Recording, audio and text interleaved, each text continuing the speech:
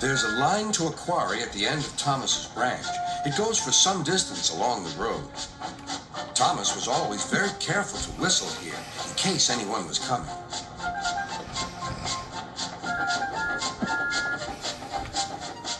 Early one morning, a large policeman was sitting close to the line.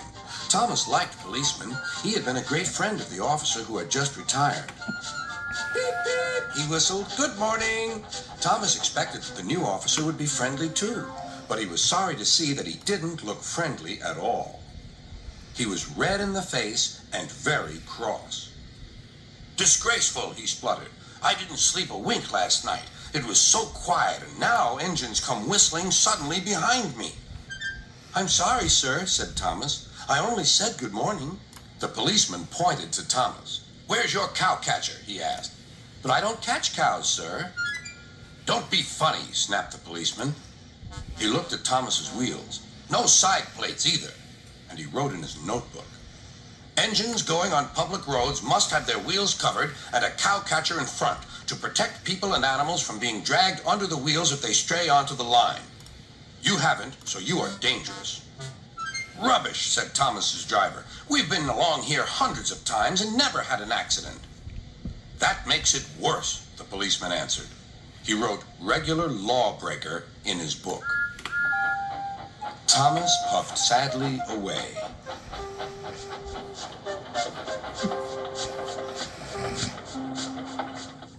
Sir Topham Hatt was having breakfast. He was eating toast and marmalade. The butler came in. Excuse me, sir. You're wanted on the telephone. Bother that telephone, said Sir Topham Hatt. I'm sorry, my dear, he said to his wife. Thomas is in trouble with the police, and I must go at once.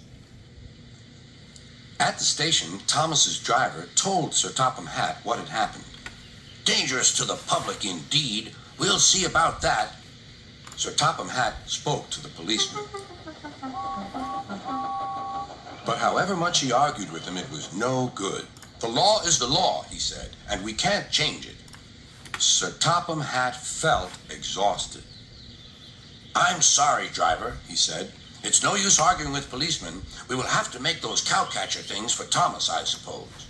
Everyone will laugh, sir, said Thomas. They'll say I look like a tram.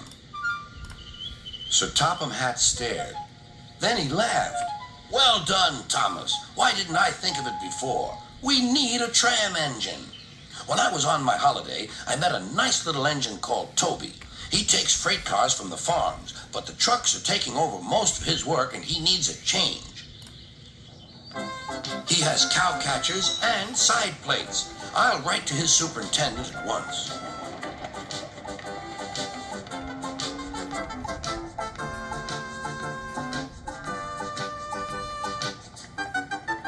A few days later, Toby arrived. That's a good engine, said Sir Topham Hatt. I see you've brought your coach, Henrietta. You don't mind, do you, sir? Asked Toby. The station master wanted to use her as a hen house, and that would never do. No, indeed, said Sir Topham Hatt. We couldn't allow that.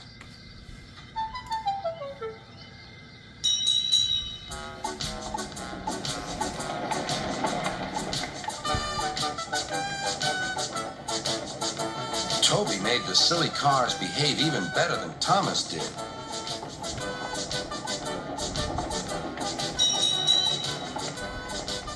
Hey, you!